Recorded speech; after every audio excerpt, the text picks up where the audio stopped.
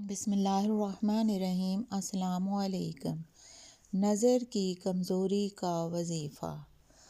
آج کل کے دور میں ہر دوسرے بندے کو نظر کی کمزوری کا مسئلہ ہے، کیونکہ اس کی جو مین وجہ ہے وہ یہ ہے کہ ایک تو موبائل کا زیادہ یوز، لیپ ٹاپ، کمپیوٹر وغیرہ سے ان چیزوں کا زیادہ استعمال کرنے سے نظر کمزور ہو جاتی ہے۔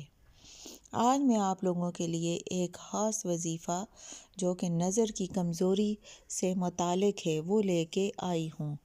آپ لوگ اس وظیفے کو بلا ناغہ ہر روز کریں، انشاءاللہ آپ کی نظر کی کمزوری کا مسئلہ حل ہو جائے گا۔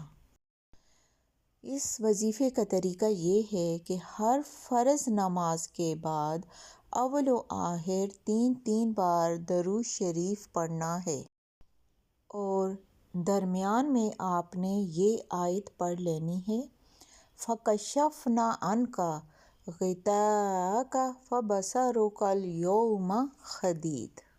اس آیت کو آپ نے 3 مرتبہ پڑھنا ہے اور دونوں ہاتھوں کے انگوٹھوں کے ناخنوں پر، یعنی کہ انگوٹھوں کے ناخنوں والے حصے پر، یعنی کہ ناخنوں پر دم کر کے آنکھوں پر دونوں ہاتھوں کے انگوٹھوں کو پھیر لیا کریں، انشاءاللہ آپ کی بینائی ٹھیک ہو جائے گی۔